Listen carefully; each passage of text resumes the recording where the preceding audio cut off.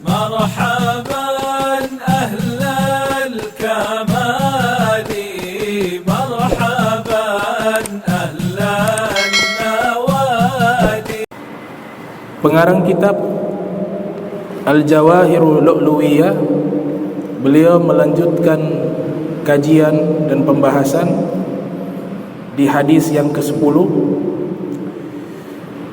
Diceritakan Inna Musa alaihi salam, sesungguhnya Nabi Musa alaihi salam, qala, ia berkata, ya Rabbi, wahai penciptaku Allah subhanahu wa ta'ala, idza da'aka shaimu wal musalli wal mujahid famadza tujibuhum.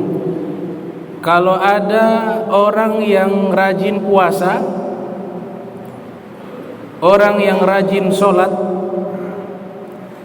dan orang yang berjuang di jalan Allah subhanahu wa ta'ala, apabila mereka berdoa kepadamu, maka engkau menjawab doa mereka itu seperti apa?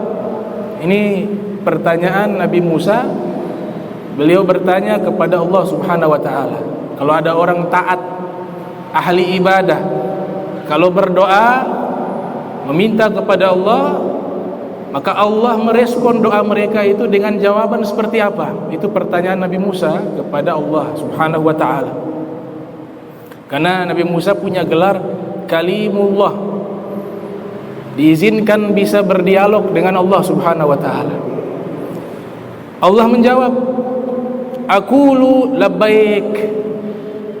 Mereka orang-orang ahli ibadah, ahli taat, kalau berdoa kepadaku, meminta kepadaku, aku menjawab labbaik, saya menjawab panggilanmu wahai hambaku.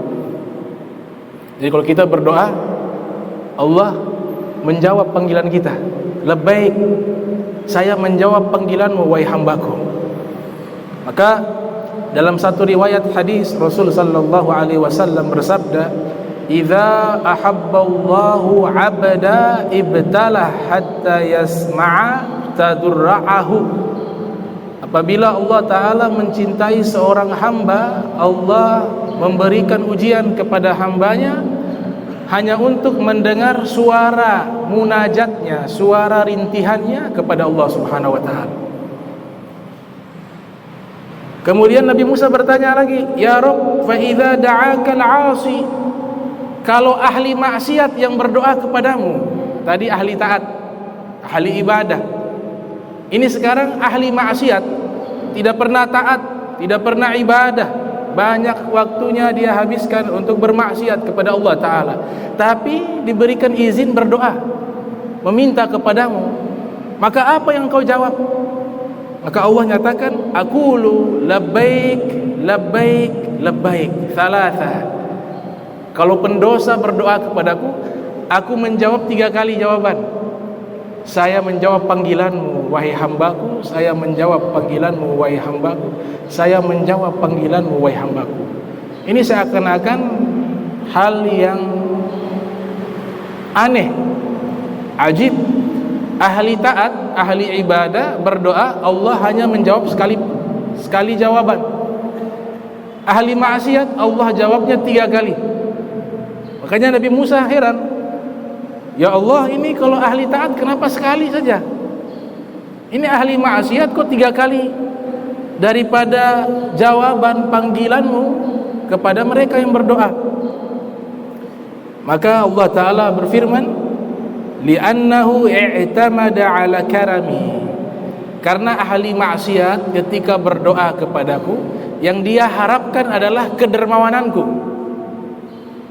Karena dia tidak bisa banggakan amal, bahwa dia maksiat. Jadi dia datang dengan penuh munkafirul qulub, penuh kehancuran hati, penuh kehinaan. Makanya Imam Athos Skandari mengatakan, rubba ma'asiyatin awrathat dhillan wan kisara khairun min ta'atin awrathat izza wastikbara. Ada kalanya perbuatan dosa yang membuat orang merasa hina, merasa hancur di hadapan Allah, merasa tidak memiliki apa-apa, merasa kotor. itu lebih baik daripada ketaatan yang membuat orang merasa mulia dan sombong. Ini Allah panggil 3 kali. Kemudian kalau yang tadi ahli ibadah ketika berdoa mereka mengandalkan amal. Oh, saya ini Masya Allah ahli tahajud, saya ini Masya Allah ahli solat, saya Masya Allah ahli ibadah. Jadi dia sudah membanggakan amalnya, sehingga saya hanya menjawab sekali panggilan. Tapi kalau pendosa datangnya berharap kedermawanan saya, makanya saya menjawabnya 3 kali, kata Allah Subhanahu wa taala. Luar biasa.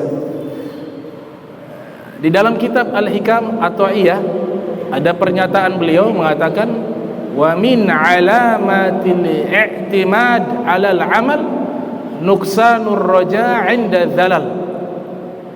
Tanda orang yang mengandalkan amal ibadah, tanda alamat mengandalkan ibadah, ketika terpeleset di dalam dosa maka dia putus asa dari rahmatnya Allah Ta'ala. Berarti dia ibadah mengandalkan amal.